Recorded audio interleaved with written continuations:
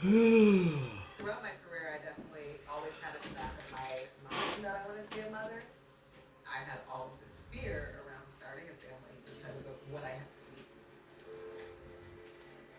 Yeah, okay.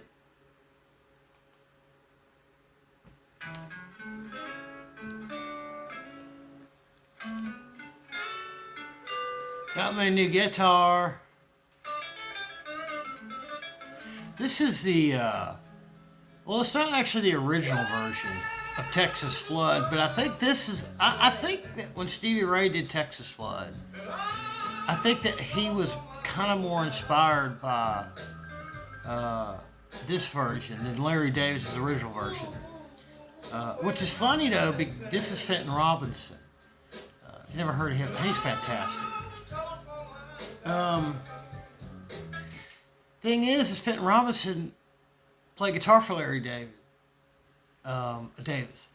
He was the one that actually played the guitar on the original Texas Flood recording in 1958. I think it was 58. And this is from like 1972. And then Stevie's was like 1983.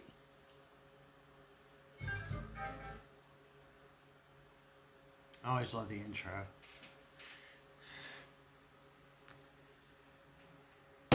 That's my new guitar. I've never had a Jazzmaster before, so that pretty blue color. Actually, I wanted a white, but I don't know. That blue is awfully pretty.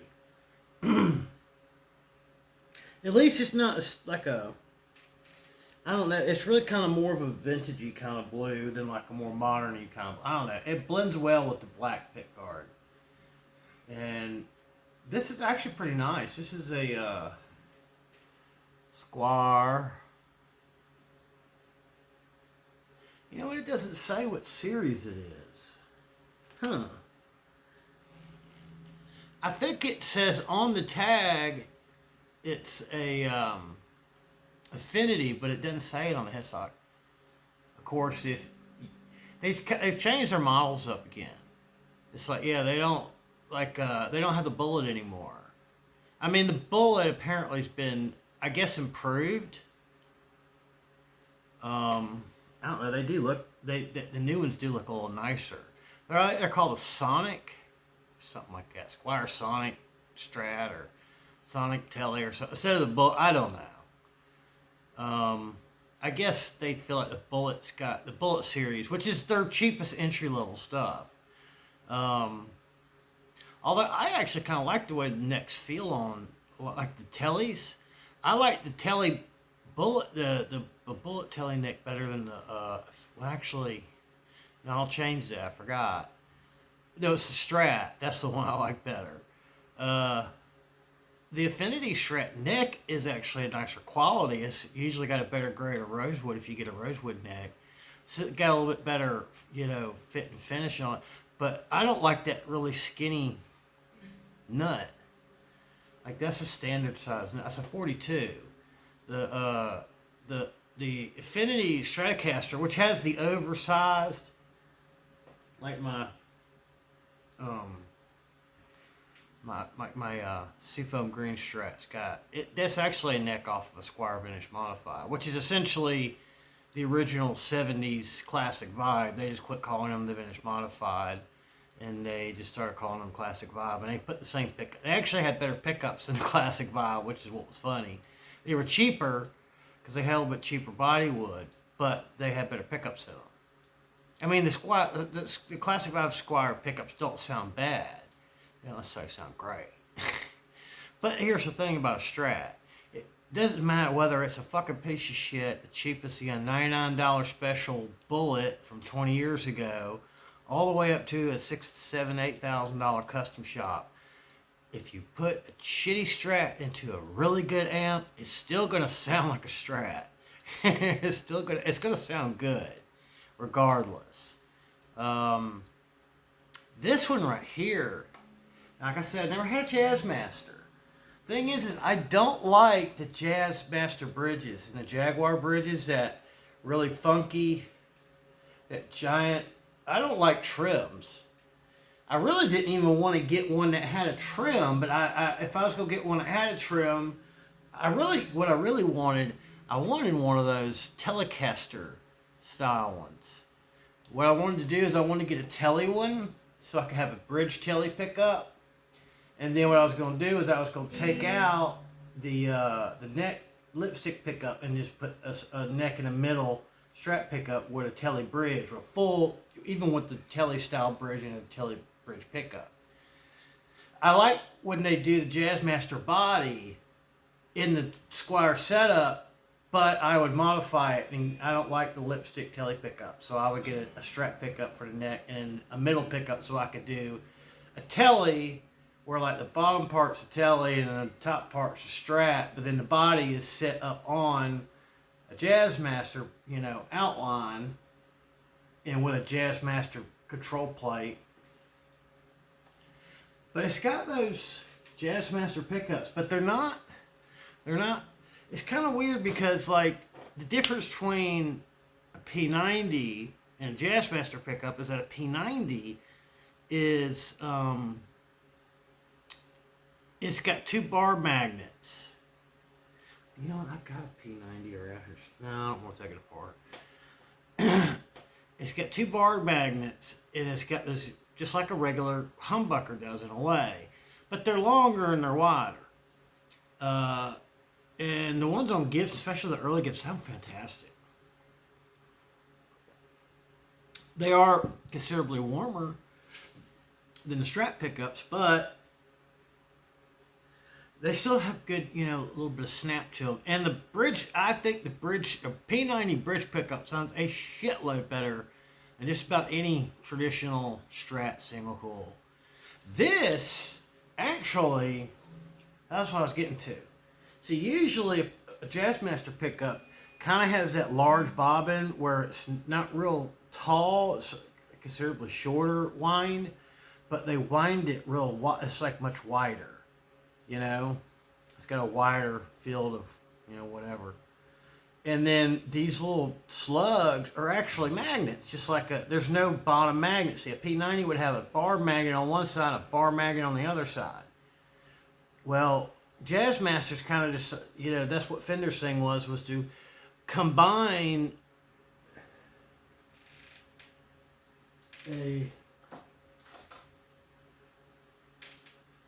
just a traditional, Stratocaster pickup. This is actually, which one is this?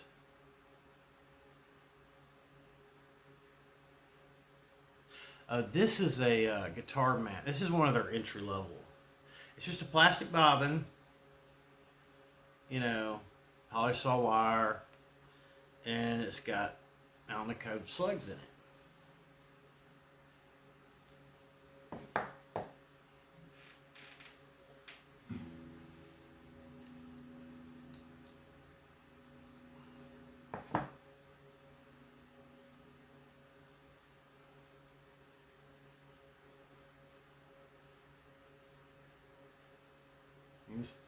On the plastic ones, you can take them out. On the fiber bobbin ones, I wouldn't recommend that. You're going to destroy it. Some people have been able to take vintage stagger. I've got one around here. You see, this just has some cheap kit. It's got the bar magnet on the bottom. And then these are just steel slugs.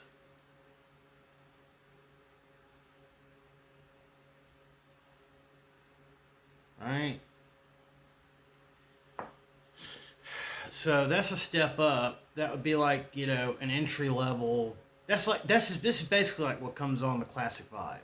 There's really not much difference. I'm willing to bet it's Artec. I'm almost willing to bet that Artec probably makes the stock pickups for the Squire. These aren't even Artec's better ones though. These are Artec's like, just basic Alnico 5.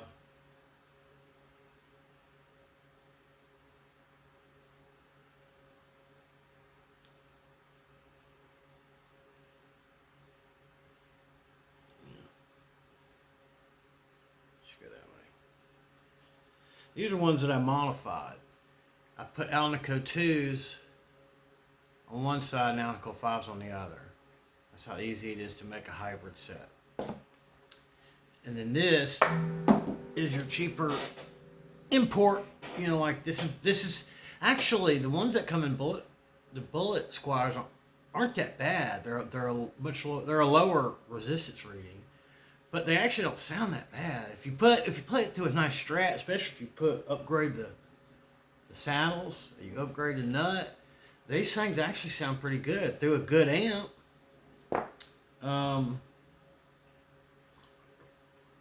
Just something about a Strat. Yeah. These. See, that's a fiber bobbin. See, this is one that and it's got form bar wire. And if you try to push the magnet through, you'll probably destroy the winds on it because just the way they're made.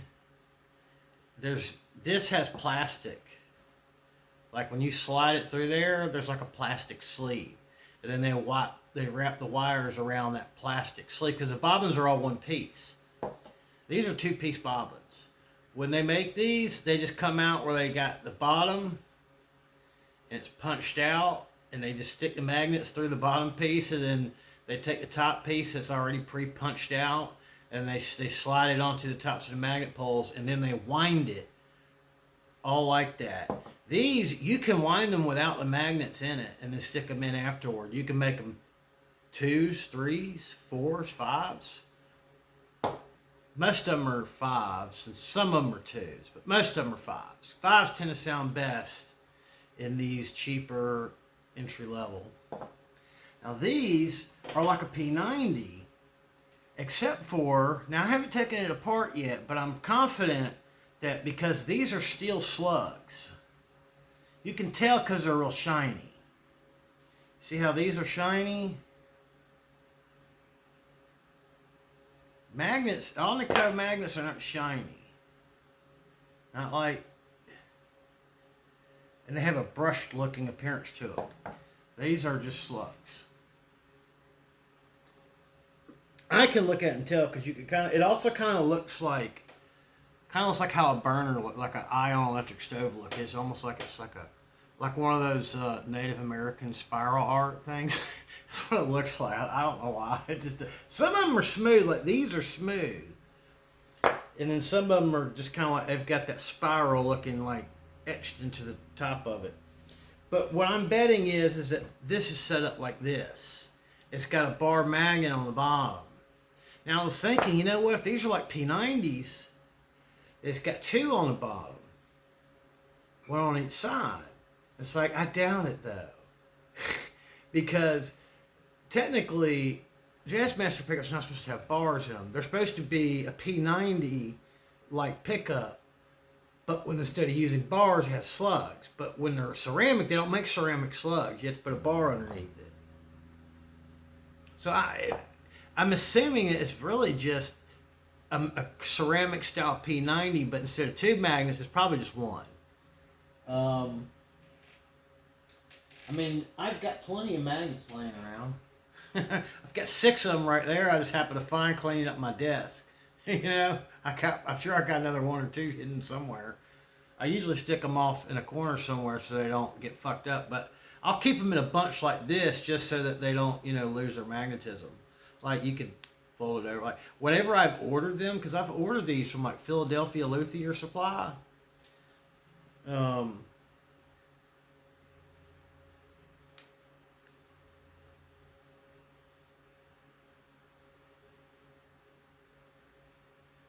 Oh, you know what? These are a bunch of stock ones. You know how I know? Because they don't have any colored markings on them except for this one red one,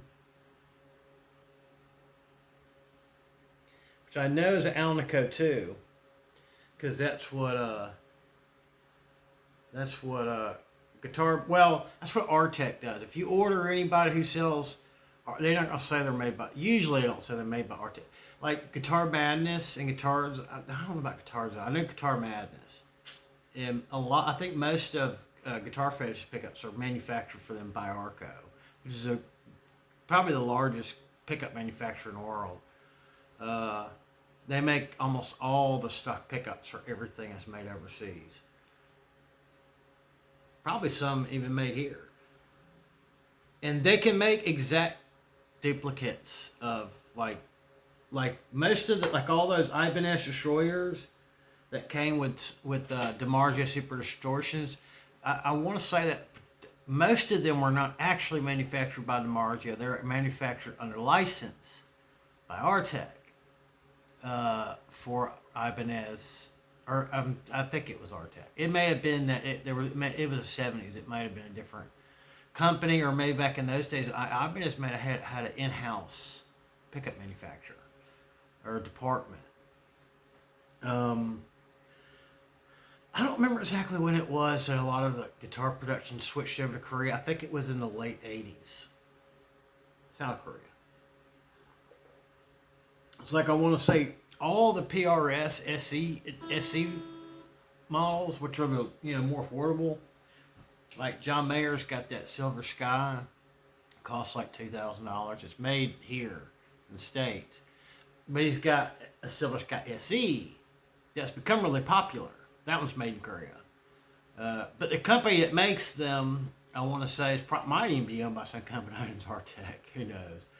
But I want to say that all the pickups for shit like Chapman guitars, all the pickups for PRS, whoever's one of the bigger, got Korea-made models, whether they're the affordable, offshore-made versions of the American guitars. Like back in the day, I want to say most of the Epiphones were made in Korea up until about 15 or 20 years ago.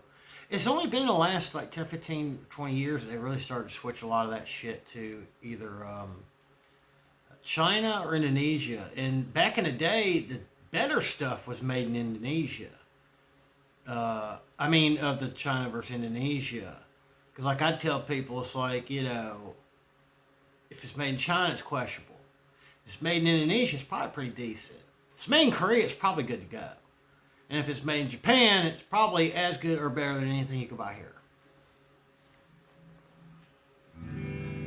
Actually sounds pretty good. Now, I think the body is poplar. It's kind of heavy. I would think that if it was basswood, it would be a little lighter. But no, it's pretty hefty. It's actually fairly hefty. So poplar, I don't know. Some people say poplar is a little lighter than alder. I don't think so. I think alder is a little lighter on average. My alder bought my full, and it's a full size. It's not one of those slim bodies. It's a vintage spec Allen Eden, and it's hardtail, and it's pretty hefty. It's not very hefty. Now, my poplar body, double binded, it's not a hardtail. It does have a big ass brass block on it. That does kind of add a little heft to it. But even comparing it to, it's funny because I've got one over here that's a Guitar Fetish one. That's the slimmer one. It's like a 1 5/8. It's 43 millimeter, and that one's a 45 millimeter thickness. So 45 millimeters, 1 7/8, or 1 3/4. Yeah, 1 3/4. And then that's like 1 5/8. So 43 to 45. The thing is the 2 millimeters difference can make a difference if you're a touring guitarist that's always got his guitar strapped on his back, and you really do need to maylimit weight. Switching down to like a 42 or 43 millimeter thick body can make a huge difference. I'm not sure if I don't really think it really affects the sound that much, to be honest. It's a Strat. And if it's a hardtail, like a real hardtail, not like some of those Fenders, those old Bullets, that was a problem. Was I think back in the day, they actually made a real hardtail, meaning that it was strung through the body. That's what a hardtail's supposed to mean. But nowadays, they got these bridges where they're actually just a top mount. It's just like Fender did that, the 59 Telecaster. And so many people were against it. And they hated it. They said it was terrible and it sucked and it ruined the guitar. Fender went back to make it. I mean, Leo Fender was always trying to save money, right? So he would, that's one of the things he did. It's just like this Telecaster's Donner came with one of those kind of bridges. Now, it actually is strung through. If it wasn't strung through, I wouldn't have bought it. Because I hate these fucking bridges. But if you notice, there's two sets of holes. There's the upper holes, and then there's the lower holes. And the lower holes are for the strings. And then your little ball, the little string ball, will just sit on the other side of that bridge edge. And I just don't like them. Here's the thing, I don't like this one. Eventually I'm going to get a import spec hardtail strap bridge for it, because every time you try to order a regular, like a HH telly or a telly with a humbucker bridge, and it's not the full plate, it's just the half bridge, like this one, they always come, and I've ordered ones that I did not know that it had that, and I was like, God damn it. And the reason why I don't like it is because I don't like the angle on the saddles. They sit, to me, they just, I don't know, it's weird. You have to have them angled downward. I don't know, it's a weird setup. I just don't care for it. As a matter of fact, I've ordered a couple of hardtail strap bridges, and I ordered a high quality one from Wilkinson, and it came with the same fucking thing, and I was like, motherfucker, I was pissed off. I did not know it had that. Sometimes it's almost like people are catching on to it, and they still got a shitload of them in stock, and so they won't take any pictures of it where you can see if it really is. But I've got my own solution for that kind of shit, because, God damn it.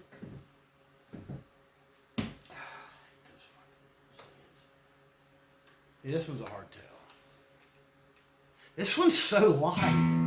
I mean, for a hardtail, it really is alder. It's a real alder body. It's pretty light. It's probably the lightest one I got. But if you notice, it's a regular bridge. I just took the block off the back of it and just screwed it down with the screw holes that you would use to attach the block to the bottom of the plate. I don't like those hardtail bridges. Now, it is a little funky in one way, because I always gotta trim these bridges out. I always do. I always gotta trim those fucking things out. It'll never fit over that standard bridge for some reason. But I used to just put the screws on there for looks. Where you would use it where it pitches on. But it's not. It's just, see, there's no holes. So when there's no holes underneath it, the bridge saddle screws sit level. And then you have like a proper angle. I don't like when the bridge saddle's angled downward from its mount. I'd rather it be more flat or even slightly angled up. You know why? It's something to do with the feel. It has something to do with the fact that if the tension has to push it down, it's going to create some sort of funkiness in its resonance and in its sustain. Oh, it's kind of hard to see on this side. Yeah, I just prefer that. Now, one thing I guess I wasn't aware of, not anything wrong with, was that one thing I have not had in years. I don't buy the bodies and I never buy the bridges like that because I don't use the trim. But this has got one of those 2-point trims, which is, here's the thing, this was only $279. And it's, now, the Jazzmaster bodies, from what I remember, are a little thinner than the strap bodies. These are a little thinner. I want to say they're kind of supposed to be. I don't know. I want to say the mono-priced ones are 45 millimeter thick, but they're basswood. And basswood's considerably lighter. And that's why I'm like, this thing is pretty hefty. Because here's the thing. It's got the bridge, but it's got one of those little bitty, it's got one of those ones like you'd find on an Infinity or a Bullet. It's probably a better quality one. But it's got, it's got the skunk stripe back neck. It's You would almost think it's unfinished, but you know what it feels like? It feels like it has grain filler on it, and that's all. Because people say, "Oh, it's a satin." It's like, no, it doesn't seem like it. It's a fucking chunky neck. It is pretty thick. Like, I could tell the difference. Here's the thing. If I knew I was going to keep this thing forever, which I haven't decided that yet, consider my housing as always seems to be a question. I don't feel secure in my housing, period. I'm always just kind of waiting for the fucking shit to fall apart at any moment. So, if the shit hits the fan, I can at least, if I go modifying this thing, it's worth a lot less. That's kind of one of the things I kind of do. I kind of fucking modify my shit so I like it a lot better. But then it's because of the fact that it's kind of hard to get anything for it used. That's why I don't sell them. It's like, yeah, I'll just either give it away, throw it away, or find a way to take it with me. When I came here from Colorado, New Mexico, I showed up basically with a guitar on my back. That's all I had. Matter of fact, it was this neck. This is the only thing left. The body was a basswood body that was there. It was original body and neck, and most of the original. It was mostly original with a few, modification upgrades. But I changed all the electronics. I've changed the bridge. Well, actually, that is the bridge plate from that guitar. But I got the steel saddles for it because those are so much better than steel or zinc or whatever.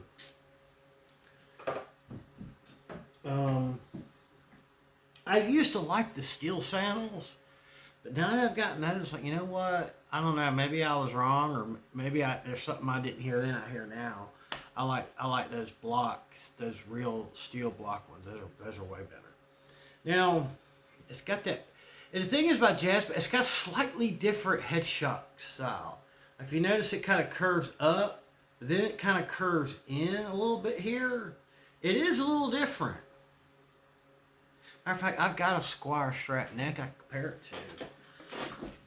Because that's the thing is, they look so similar, it's almost hard to tell what the difference is. But I can tell. It's like, and I realize, what is it that's different? So I know when I see one, that's not the Strat neck, but I can't figure out what's different about it. And I kind of realized after I owned one for a little while.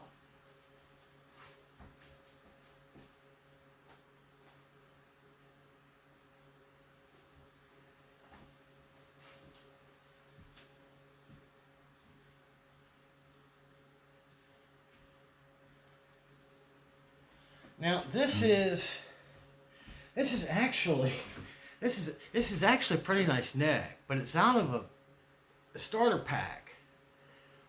But if you look at them next to each other, I don't know. Can you see the difference?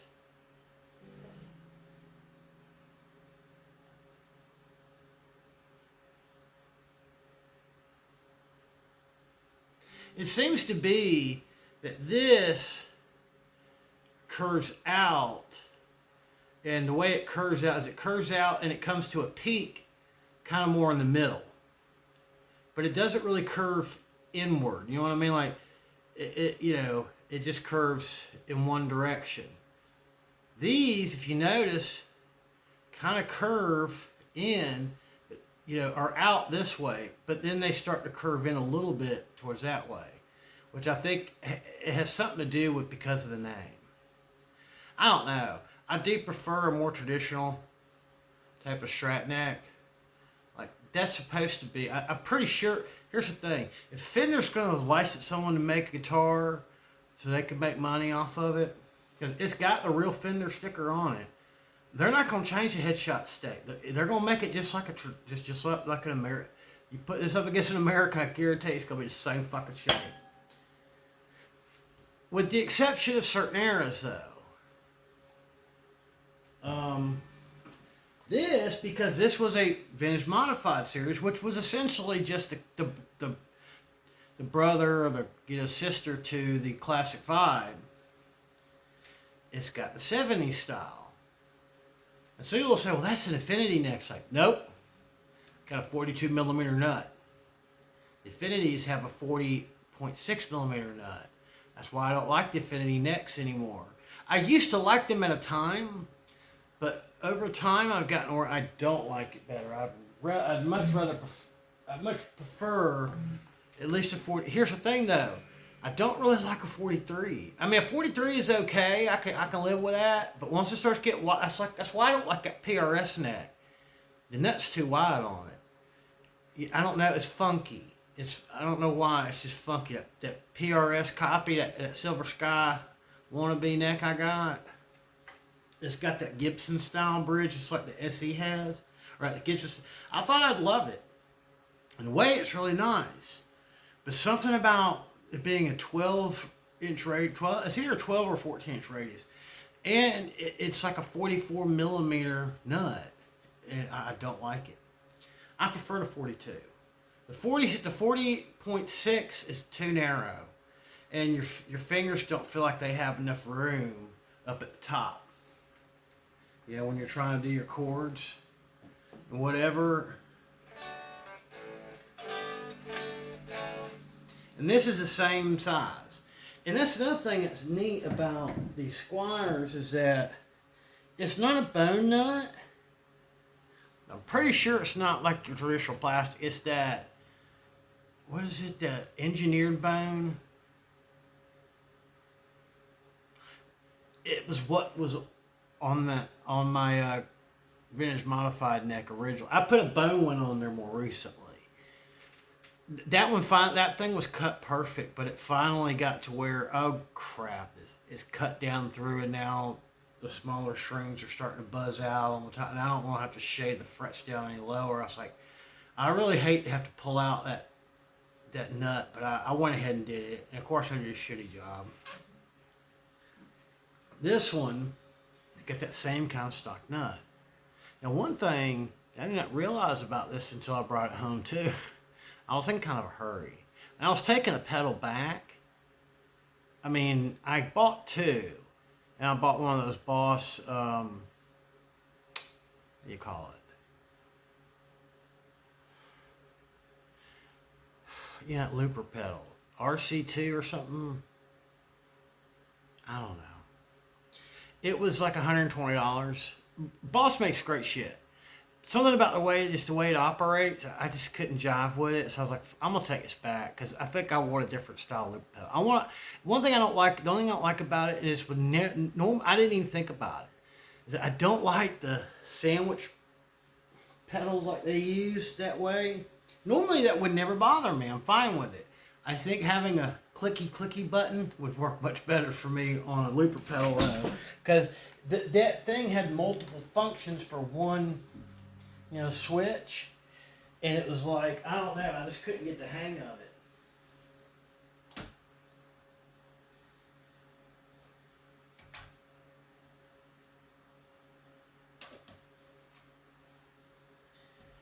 See, most Boss pedals, and it was kind of, the Ibanez's did that too. Some of the Ibanez's, some of the DoD, some of the Digitechs, but then some, they have that. It was like, push it down to start and didn't stop, and then hold, and then let go, and it would never, I couldn't figure out how to get it to erase what I was doing so I could start over. It just kept restarting. And I was like, fuck it, I'm taking it back. It's not me. It's not Boss. It's probably me. I don't know something bad about, about the Roland Corporation, because they make some good shit. I still want one of those fucking Blues Cubes. They're fucking expensive as shit, and everybody tells me it is not any better. They said, trust me, everybody says, it is not any better than your PVs, than your trans tube PVs. Said, those things your PVs are as good or better. And most people would argue that they're better. And I was like, well, I still want to try one. It's supposed to sound exact, and that's the thing is, I've played with a few of them here and there. Most of them have been the older ones. And the thing was, I think when I played with them, I knew they sounded good, but I'm not sure if I knew what I was playing with. It's like I wasn't sure how to really operate it. Like these, I didn't realize how great these things were for, a pedal platform until in more recent years. I've had a bunch of them in the past. I usually just, use a pedal and something thick sounding like a Les Paul and ran it through the dirt channel just to have something that's quick and easy, that's loud and has, good distortion. But I realized the sweet spot's in the clean channel. If you get a good pedal setup, it's awesome sounding.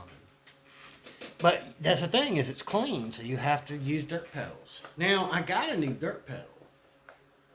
Wampler. Wampler makes good shit. God almighty. I got that. Yeah.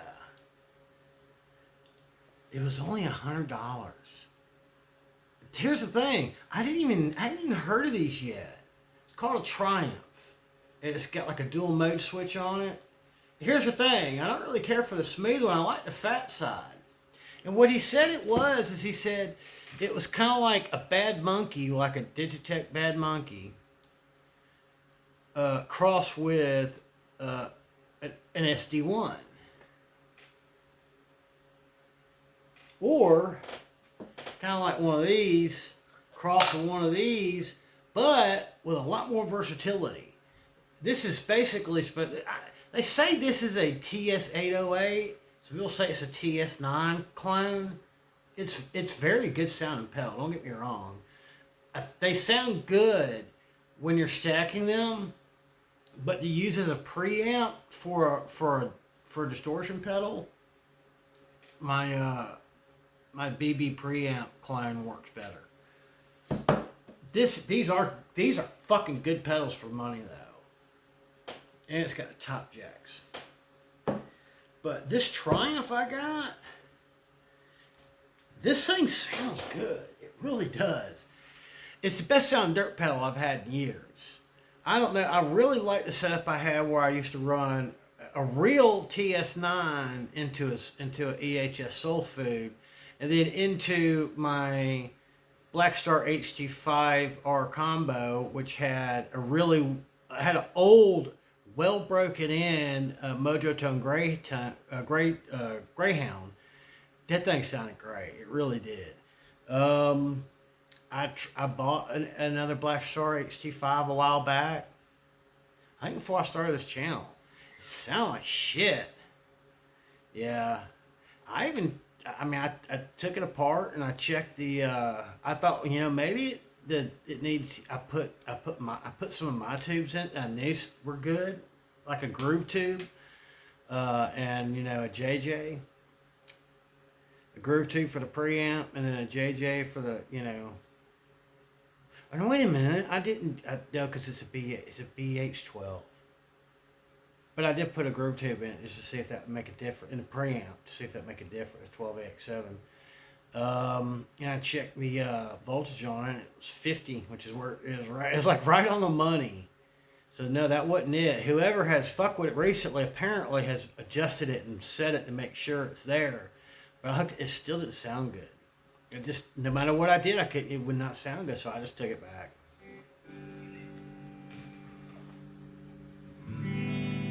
So this has got the 2-point trim. Now what I don't like about, the only thing I don't really like about it is the fact that it's a floating trim setup. Like, let me show you.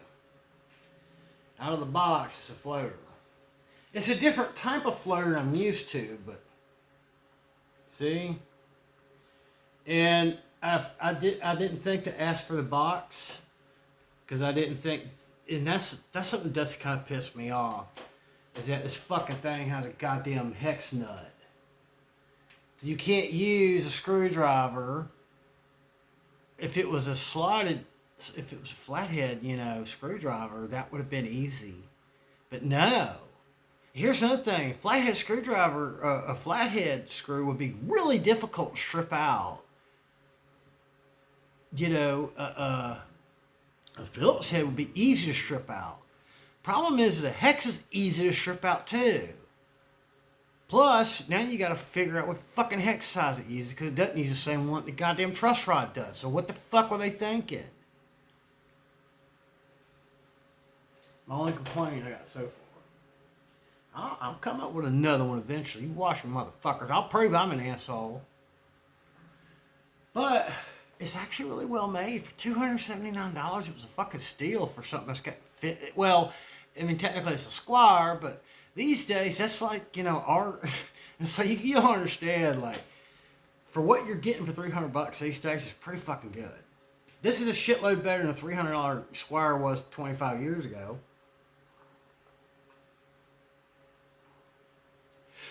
Squires were great, especially for the money at a time where you could get Mexican Stratocasters for like $600 and less. $600, usually $550 to $600 was, the most you would expect to pay for a brand fucking new one from like Guitar Center. And sometimes they'd have them on sale down as cheap as like $400 and $450 if you hit them at the right time. My buddy of mine, he bought one brand new for like $399.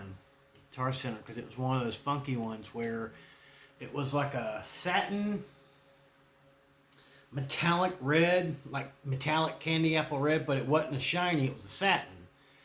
And it had like one of those powdery or one of those, flat black guards on it with the I didn't like the way it looked. He liked the look of it. I mean, it was crazy. He had like weird. I said, man, if you put some white pickup covers on there, some white knobs, it looks sharp. I don't like black on black usually.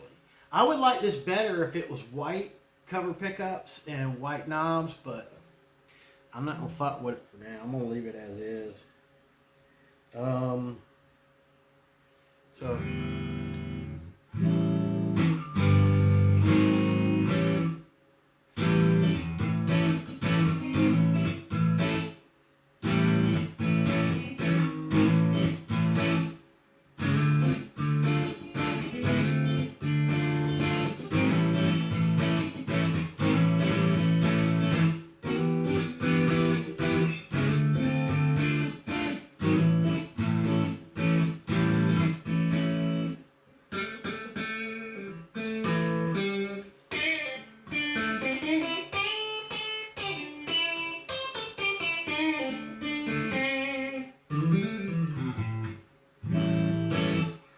That's the in-between setting.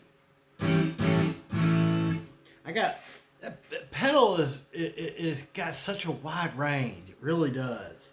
Yeah. It's really neat though. I mean, let me show you. I'll take it out.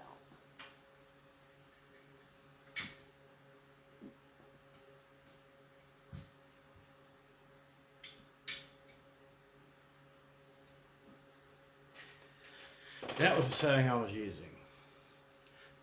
So far I ain't really, unless you got something that's really, really bright.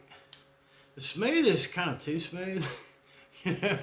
The thing is, it has so much versatility that really leaving it like, about this and then cutting this down, it really starts to sound like a blues driver. Except better. But here's the thing. You can do like I like to do, where I like to stack them. I like to stack them and then do like, the Stevie style, where it's like you turn it all the way up on the input, and then all the way down on the output, or all the way up on the main volume, but then the gain all the way down. It's essentially it essentially becomes like a boost pedal with a little bit of color, but it does sound really good for clean just to do that. But it does give you it gives you a little bit more grit than you would get with like a TS9 or a TS8. Or, that's the other thing. The structure of the way these things work is so much different than a TS9 that when you use them, it's like this one's already set to that. It's like this one is set that way, like Stevie way. Which actually, I think Stevie would take a little bit off the level, and then he'd put a little bit into the drive like this. I think that's how he used it. It's like it wasn't all the way down. These pedals are so dirty. I gotta clean them. It's because I sit on my floor forever, and then when I go and I spread, like the carpet cleaner shit I use, the Arm & Hammer carpet freshener, it winds up getting a dusting on, and it's so fucking humid in here, and I forget to wipe them off, and it just winds up with a fucking. Yeah, it's just, I just need to wipe them down. it's like dust. But essentially, this is how I usually use them. I usually stack something else into it, or stack this into something else. If I was going to use one of these. Now, Bosses don't do that. Now, if you use it in that same way, it'll be very similar. Now, if you use it, with the drive all the way up and the level all the way up and drive all the way down. But when you change it, when you do like say a half and half, like a high noon on both, you're going to get a considerably grittier tone with this than you will doing that with one of these. Which is why I found it interesting, because what it seems to me like what he's doing with this pedal. Here's the thing: the greatest part of it is that fucking mid. I've never had a pedal that had a mid. It's like they got a bass. You either get them with a bass and a treble, or you just get a tone. And it's like I've told people, it's like, you know what? If it's just got a bass and treble, I'd rather just have a tone knob, because all a tone knob really does is it just kind of does this, it just tapers it off, so it's not as bright. But I don't know if it really takes off the low end, but it just takes off the top end really. I don't know. There's something funky about bass and like that. My BB preamps like that. Most preamp overdrive pedals are bass and treble. I just leave them in the middle. I just I don't know how. If it's too bright, I'll just turn down the high end part.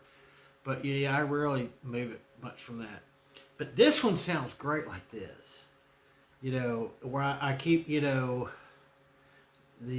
mid at about between, I don't know, I usually keep it between about a quarter and a third. It gets kind of wonky sounding when you get it up. Probably because of the way my amp is. But I love that because, you see, with it like this, it's going to sound a lot more like a Bad Monkey, or what the Bad Monkey was based on, like a TS9. Well, I think the Bad Monkey's a TS9, but I think it's louder. Meaning, like, if you're using it in a boost setup like this, it's going to have more output. And it's got more range of gain than, like, this does. So it'd be kind of like, well, it's kind of more like a TS9, but then it has the ability to get more grittier like this, because this is a non-symmetrical clipping. Meaning the wave lengths don't meet. They're not even. So it sounds a little dirtier. It's kind of like, some people like their distortionists sound cleaner. Which this is symmetrical clipping. Symmetrical clipping. Non-symmetrical clipping. So he's saying he took a non-symmetrical clipping circuit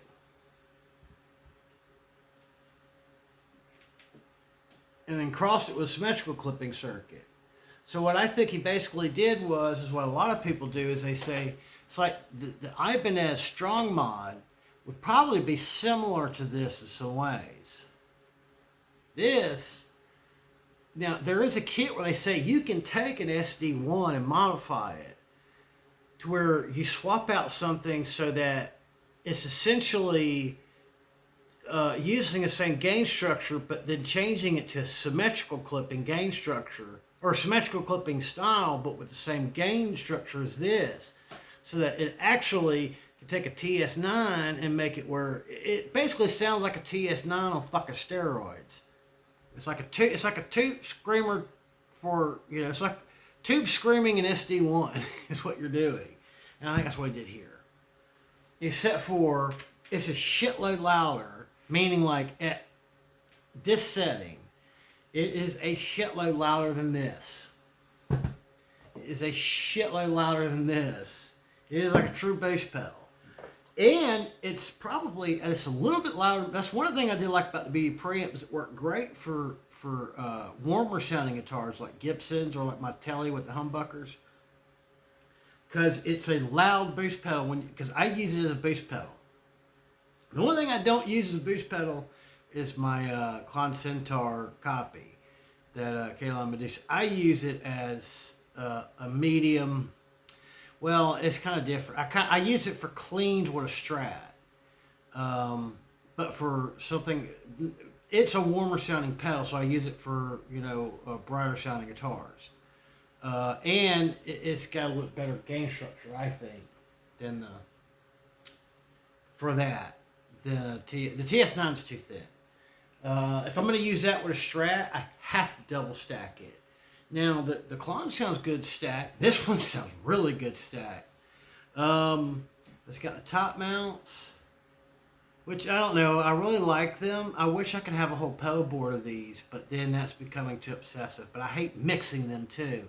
And I didn't even realize that. I just saw this in the case at Music and Arts or at Advanced Music here in Burlington. I saw it in the case. I was like, I got to buy something.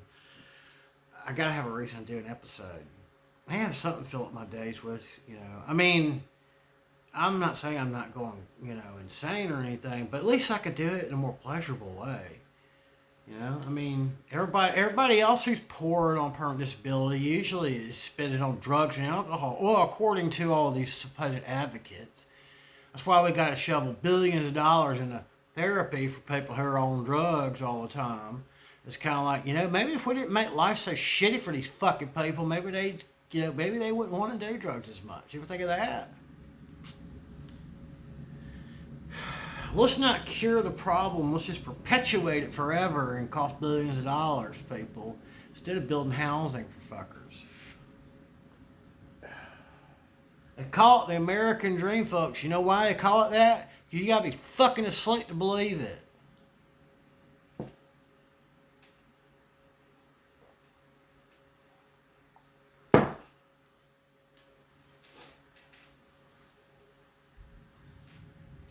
Fucking great pedal though. It's a Wampler. Wampler is one of the best pedal makers in the world, and usually the cheapest pedal I've ever seen, and they're usually like the smaller ones that don't have as many features. Like if it's just like a regular, like a 2-knob boost or something, he'll want $150 for one of those. This is a full feature, bass treble mid adjustment, drop medium, low to medium gain, and here's the thing. It's really like low to medium high. And it's got two tone curves on it, smooth, which flattens it out considerably, and then there's the fat. So when you leave it on fat, and then you kind of scoop out some of the mids, and then you start to crank. Right there is a badass sounding fucking blues driver. This is going to be loud for just one pedal. I never change the settings on the amps. The amps are always the same. The only thing I ever change is slight changes in the pedals. My it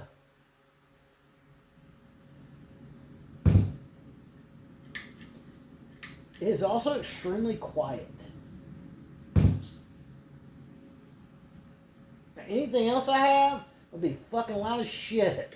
When I'm like trying to plug it in, especially when I'm hooking it up with the power cord. It'll be like, and I was like, that's really well made. It's made in the USA. $100 Wampler pedal. I know it said made in the USA somewhere. Built in USA. It's not even one of them offshore made. It's not like he took his pedals and then made a design and then gave it to an offshore, manufacturer like a Joyo, whoever makes Joyo's pedals or whatever, or K-lines, and then, they just used much cheaper. No, he actually made it here in America for $100. That's a good deal.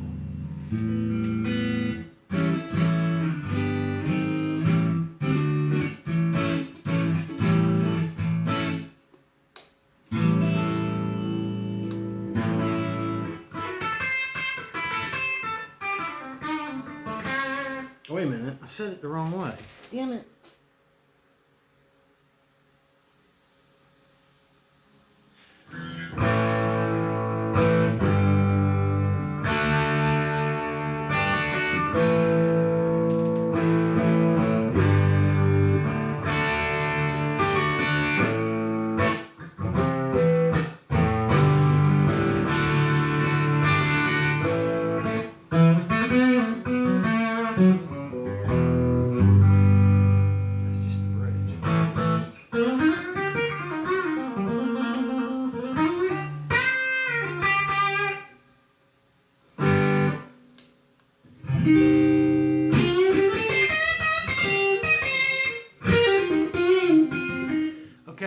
top end is a little screechy on those, you know, because they're very loud pickups. They're almost, I want to say they're even louder than my telly. And that's a loud guitar.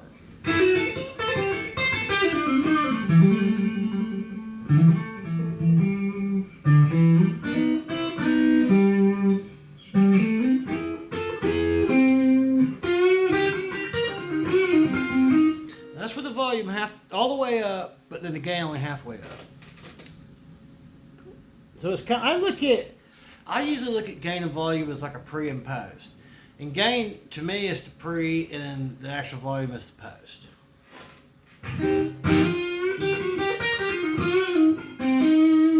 That's with the volume all the way up. I mean the volume, you know, high noon and the high noon.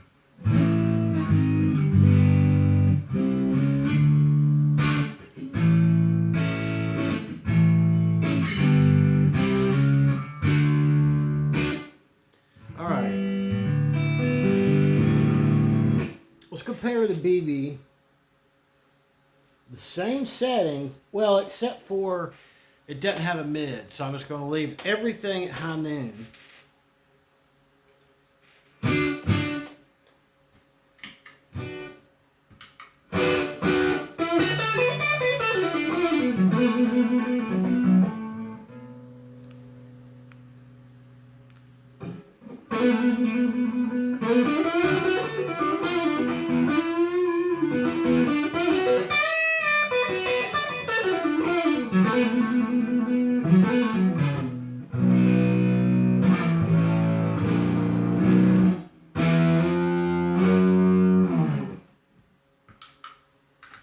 Back to the Triumph. Wait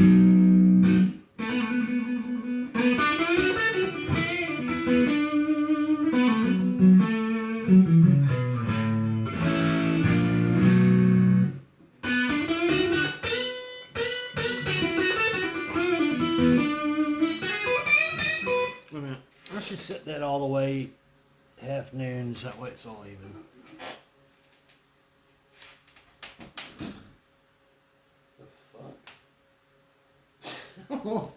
Subaru's got something large on its roof.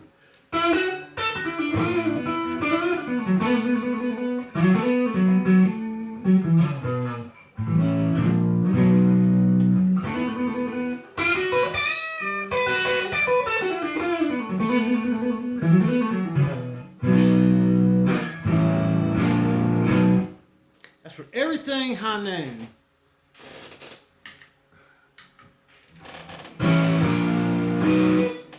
That Triumph sounds a shitload better.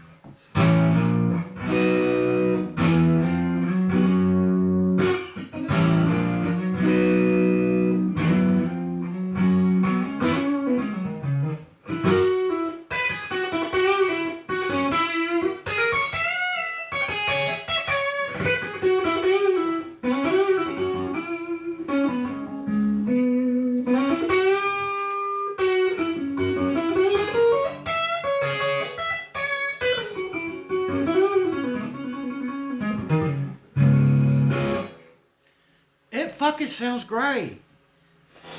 It really does. Now, the mic probably doesn't pick up on certain things that I can hear, but it is a lot tighter sound. The BB preamp is it's just wonkier. It's got a more, the signal just doesn't hold together well in my ear compared to this one. That's a good pedal though. That really is a good pedal. But just comparing the two side by side, holy shit. Now here, and I like the fact that I could cut the mid out.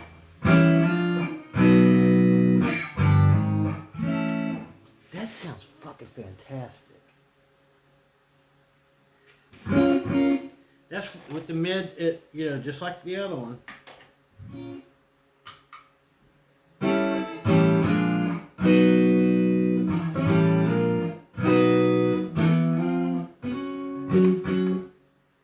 The thing is, they say that those orange bursts sound identical to a BB, and the company that makes BB preamp, you know, they make the EP boost. It's considered one of the best companies out there. And that supposedly that one they say you cannot even tell the difference between the two. So that's the Triumph. Damn it.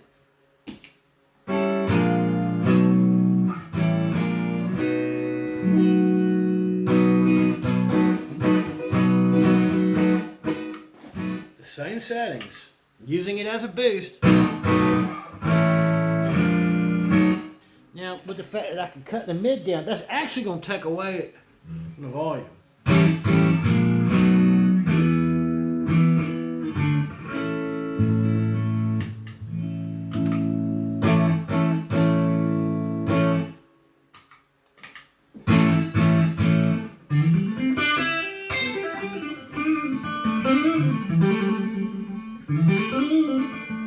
That's the BB into the Triumph.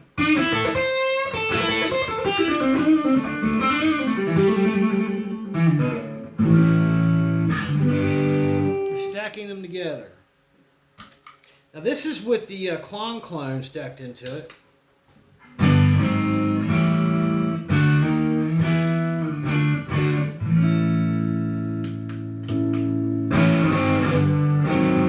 It's a lot louder. The BB is loud. It is a loud pedal, even just using it as a boost. The just to give you an idea for the loudness of the three, I'll start over. This is no boost. It's just my BBE Sonic Stomp, which is like a weird type of compression pedal, but used at the end, kind of more of a EQ corrector. This is the BB. This is all with the volume all the way up, the gain all the way down on all these pedals. So a neck pickup. BB. Now here's the K-Line Medusa clone.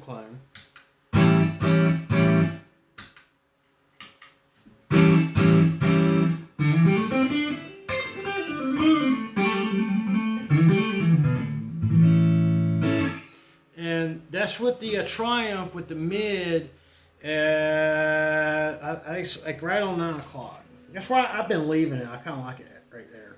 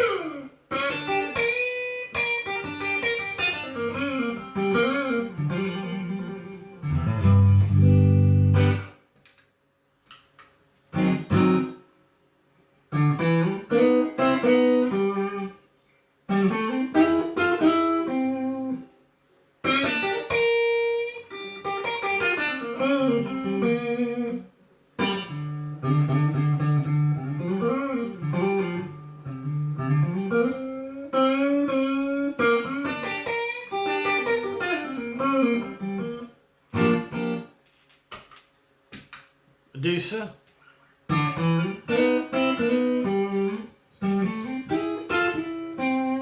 Which is the quietest of the group, but I really think that overall the Medusa sounds better than the Orange Burst, BBE clone. The only thing that I tend to prefer the BBE on using alone is with the thicker, like Les Paul with a neck pickup. Pretty much everything else I prefer to use the Medusa. I think this is a better sounding and it's more natural sounding pedal. But this right here sounds good on everything. It's very touch sensitive like an amp.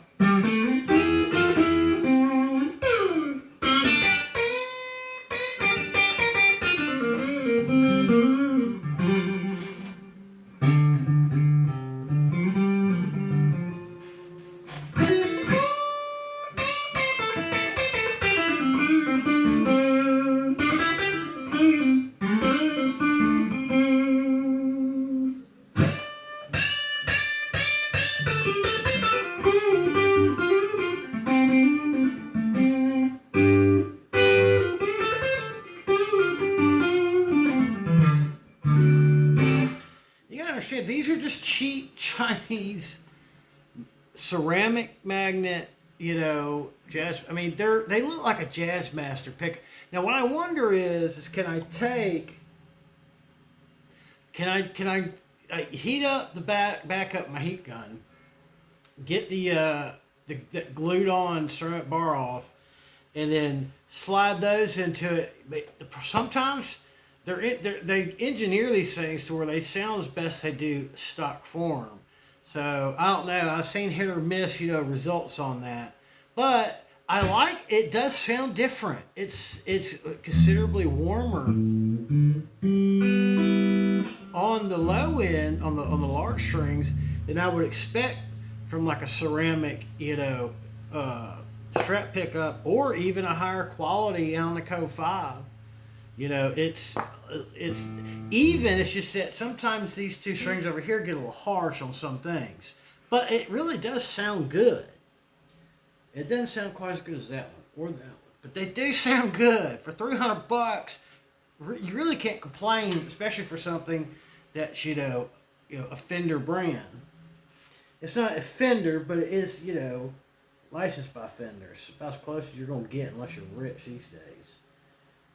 It used to be the Mexican Strats were rather affordable to buy one of those, because they have great bodies, have great playing, and well-made necks, just like the American ones do. Some people really like the pickups of the Mexican ones. I like the old, overwound Mexican ceramic pickups better than I like the newer, the entry-level, just the generic Alnico 5s that come on them now don't really sound that good to me. I thought the ceramic ones sounded better, to be honest. But now their upgrade ones, like their new Ventura Strat or whatever, like Ventura series or something, have a more of like a true vintage style instead of just a generic, plastic bobbin, poly saw wire, and some of the Mexicans have that. The actual fiber bobbins, and they have the real plain enamel or foreign var wire.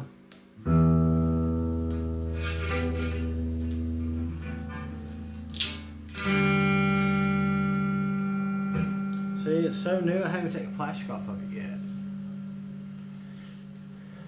Oh, that's another thing I didn't think about was I took one of my gig bags down there with me when I bought it. So, because I was like, if I wind up, because I'd seen it there before, but I just kind of saw it. I was like, well, for $300, almost $300, it's like, well, I don't know. I'll check it out next time. If I don't like this pedal, and they don't have any pedals I'm looking for while I'm there, I might just go ahead and get another guitar. But I want to get something I already had.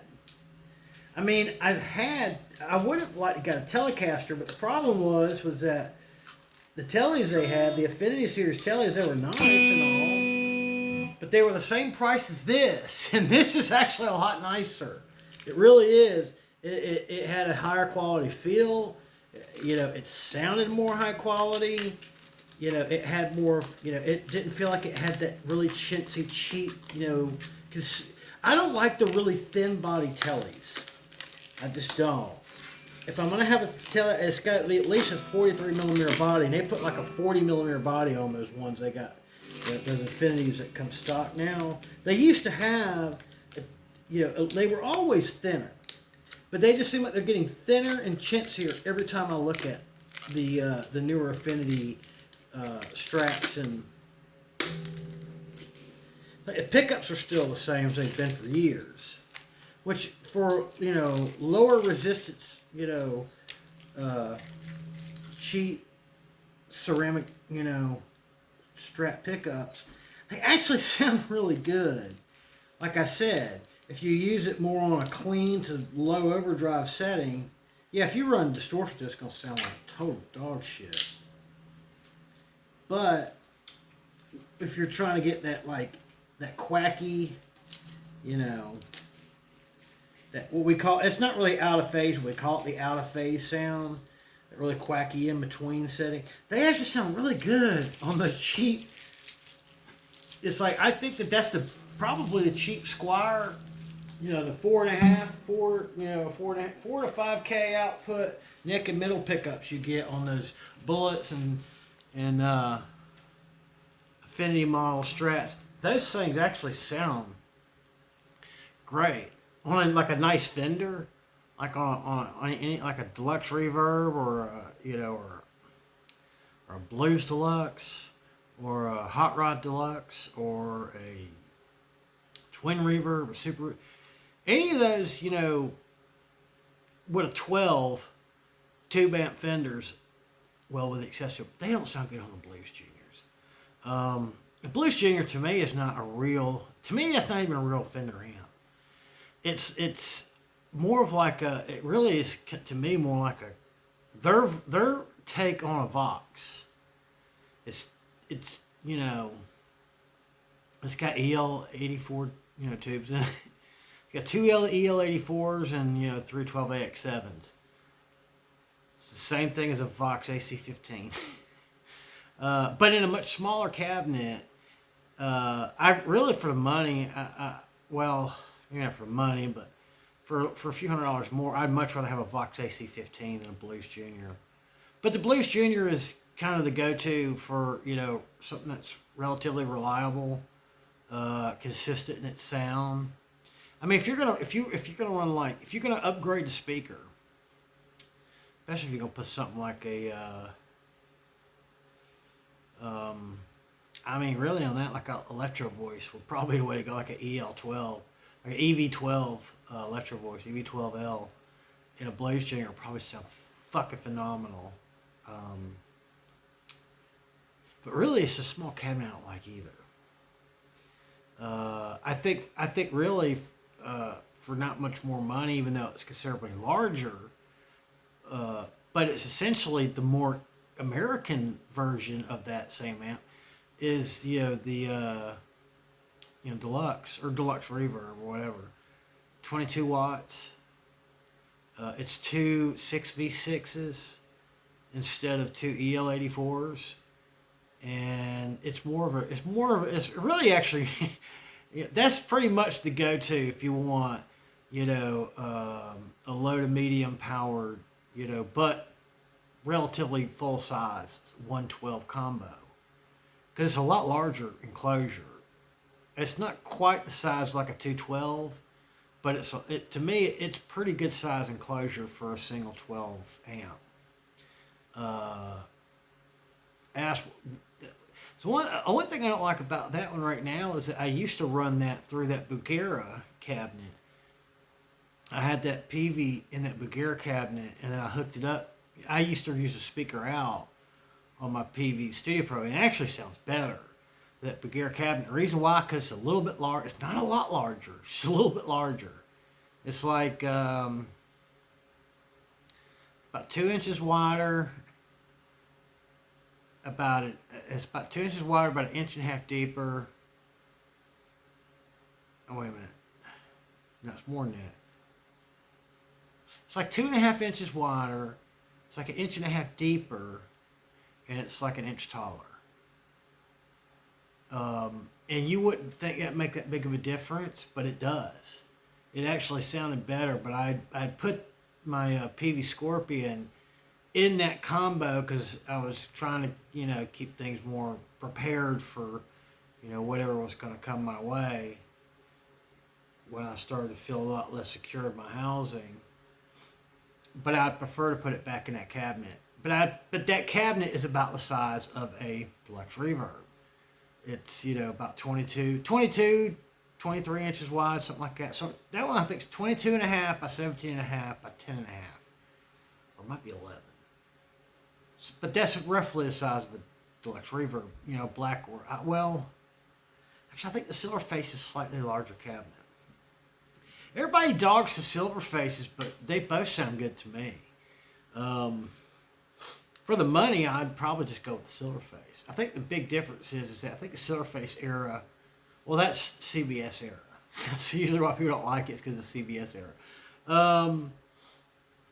And it might have been also because that might have been the era when, no, I don't think they switched to, circuit boards, pre-made circuit boards instead of the breadboards. They didn't do that until, it was like the late 70s or something, early 80s. I don't know, I can't remember. I'm not a Fender amp expert though. But it's engineered wood. I don't think it's real rosewood. Yeah, it looks like that engineered stuff. Well, we're saving the fucking earth one shitty guitar at a time, I guess. It works really well. See, I don't get is that if it's not rosewood, it's not real rosewood because it doesn't look like the grain is too perfect. That's why I know it's not real. The grain is too fucking perfect. It's too even. You see this? This is, and the thing is that's why it's on this neck, is because this is the more inconsistent and the lighter colored version. That's real rosewood. That's on one of these cheap fucking things, but it's one from like 20 years ago. That's why. That's why you'll see this, but it's not perfect. See how the grain isn't totally straight?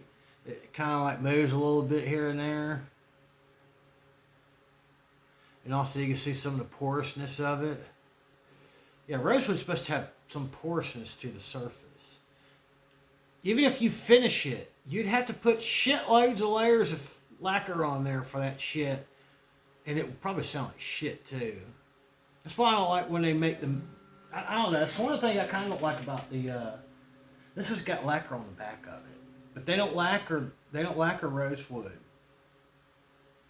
Some people will spray. They'll urethane the back of it.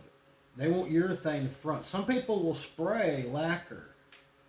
It's kind of like you can see certain spots where it's like it's obvious, because it's like you see all the little.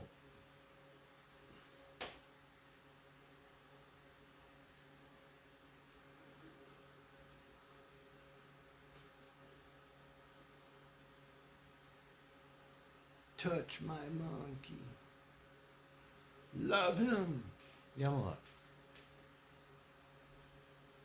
See? It's dirty as shit, too. That's some fucking kid owned it.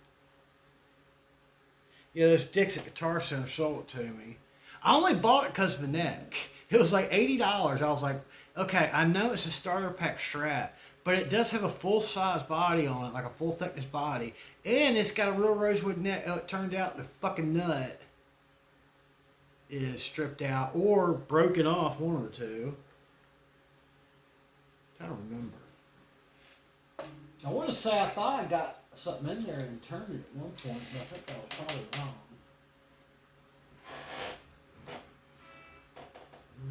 Fucking yeah. Either it's severely stripped out or it's broken off, because it's like it just. I think someone broke it off because I can't really see it. I can't even get it. It's like I should be able to see it. You know what I mean? Like, yeah, there's nothing. Dicks. They knew that fucking thing was broke before they goddamn sold it. That's why it was $80. But they didn't tell me that was the problem. So, well, it's as is. It's like, you work here. You should fucking know better. But I can take an iron and lay it on the frets and heat it up, and it'll separate that rosewood from the. And then I can yank one out of one of these. I can probably yank one out of that one. I can't ever fucking get right, because this is actually a real rosewood. This is a real pocket. It's like that's the correct size. You know what it works great on? It works great on that telly, that white telly. I love it on that white telly, but that was a problem is that, once I realized I couldn't adjust the fucking nut on it, I was like, motherfucker. I was pissed. That's all I wanted it for. I didn't want it for that shitty body that was on it. Full size, yeah, it's probably made out of goddamn particle board.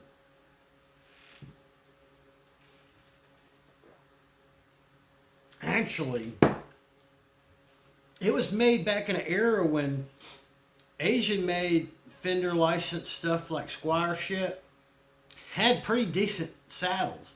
The actual bridge plate and the saddles are way higher quality than this one. This one is actually, I don't know, this is so much better than a regular. It really is. It is. I don't know what they did with this, but they decided to go all out on the Jazzmaster for the Offender. I don't like a floating bridge.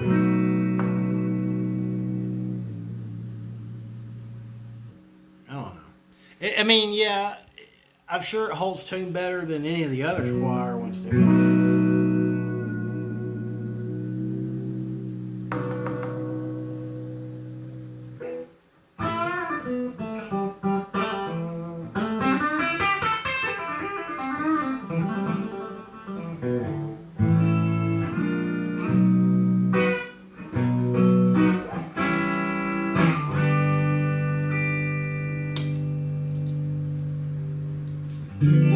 Okay, that's the Triumph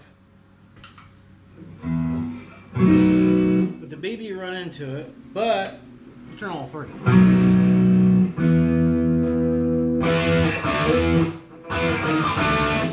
Okay, that's what happens when you use three overdrives as a boost pedal and then run one into another.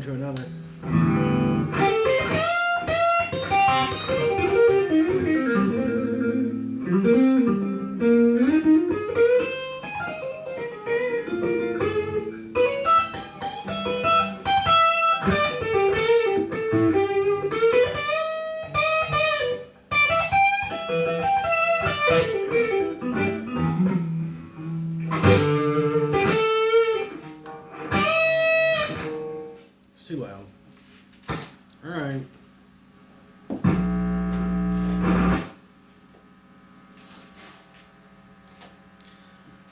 Yeah, that was worth $279. It's nice, I approve. It feels a lot better, and that's another thing. It didn't have that. They didn't. The edges are a shitload on the frets are a shitload better than I would expect for the price point. It really is. It's like I tell people. It's like these days, I would go get one of the better Squires before I go get one of the cheaper Fenders. Yeah, they tend to play a lot better. They tend to feel a lot better. And sometimes, surprisingly, you can make them sound better. Well, especially if they play and feel better, it's easier to, play better. But that's just it. The only difference between the sound is a couple very minor upgrades.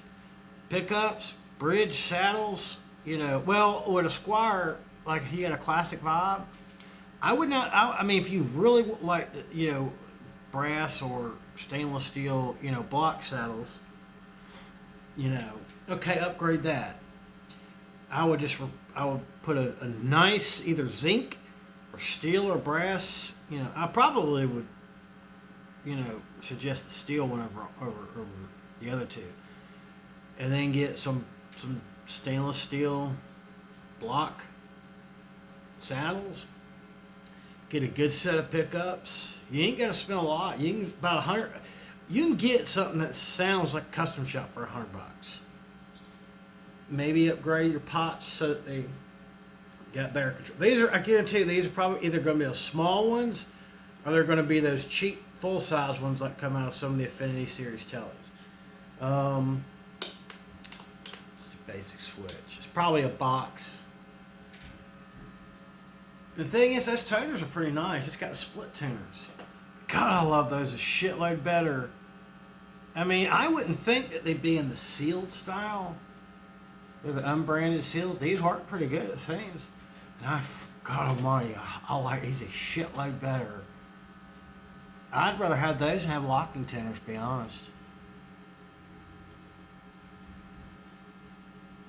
Something about that split top, the vintage style split. That's the thing, is they're like modern, but they're vintage. I wonder if the shafts on them are 9mm like the vintage, 8.5 or 9mm.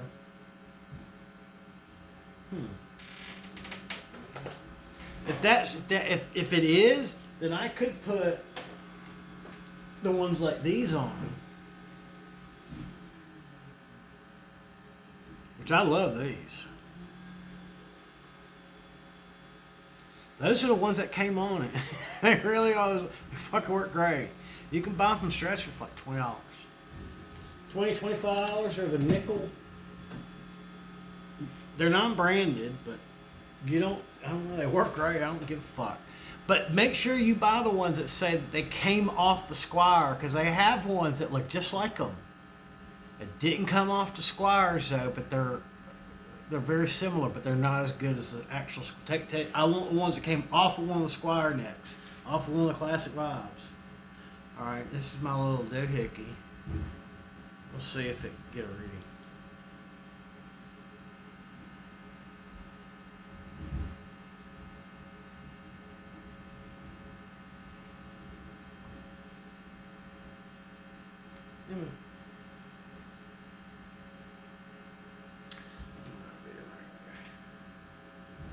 Oh, that's a fucking... Yeah, you son of a bitch. Hey. Stop lying, shit. Fuck. I guess it tapers when it comes out. I guess I'll never bother to look into that.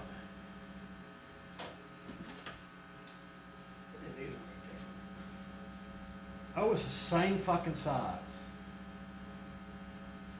It says 5.9mm, but it must... They're like 8.5 to 9mm. I guess that's the thing I don't realize. It by the time it gets to the end, it tapers. I think it's the same fucking size. So I could probably, if I wanted to, I could take off the seal ones. And that's another thing I didn't realize. Those are like true Fender standard pickups. You know why? Because they don't have the mounting tabs. They've got those little studs on